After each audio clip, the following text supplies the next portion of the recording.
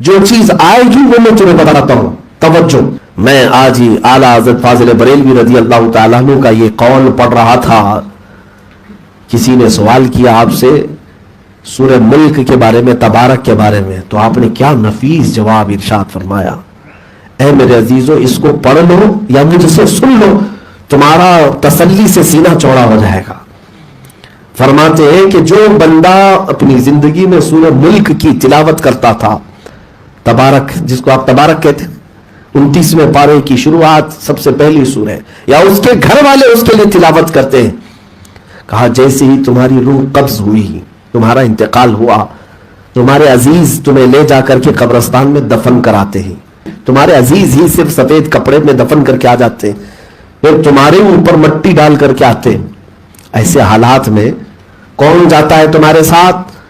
فرمایا گیا جیسے ہی تمہارے رشتہ دار قبرستان سے 40 قدم دور جاتے ہیں، عذاب کے فرشتے قبرستان میں قبر میں آتے ہیں، اور جیسے ہی وہ عذاب کے فرشتے آتے ہیں تو یہ سورہ ملک سامنے آ کر کے کھڑی ہو جاتی ہے اور کہتی ہے کہ میں اس کو عذاب دینے نہیں دوں گی.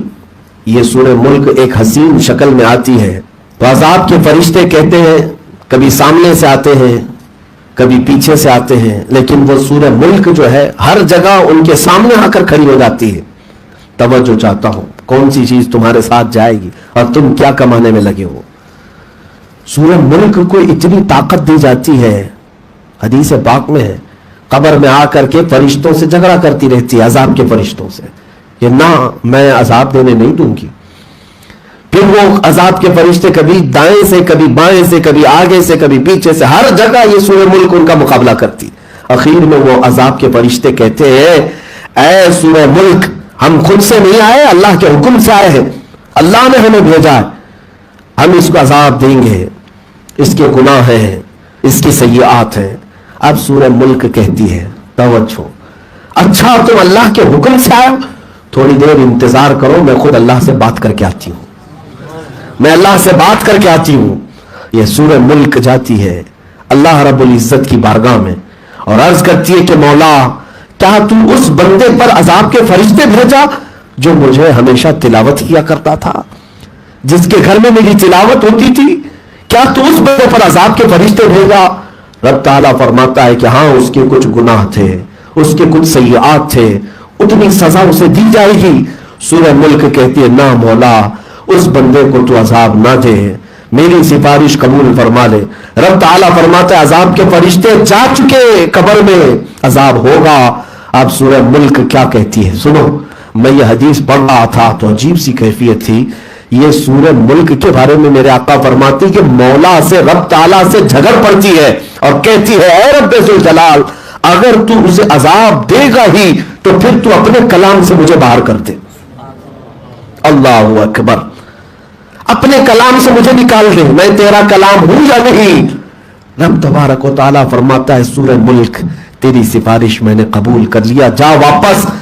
اور عذاب کے فرشتے جا چکے اس کی قبر میں، اب تو روشنی لے جا.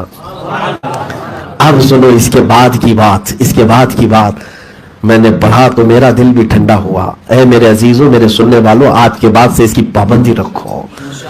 سورہ ملک اب آتی ہے، واپس آتی ہے. عذاب کے فرشتے ابھی قبر میں کھڑے ہیں، عذاب دے نہیں رہے میت کو، کیونکہ یہ کہہ کر گئی تھی میرے آنے تک رکنا. رب تعالیٰ سے بات کر کے، اجازت لے کر کے، سفارش کر کے واپس آئی.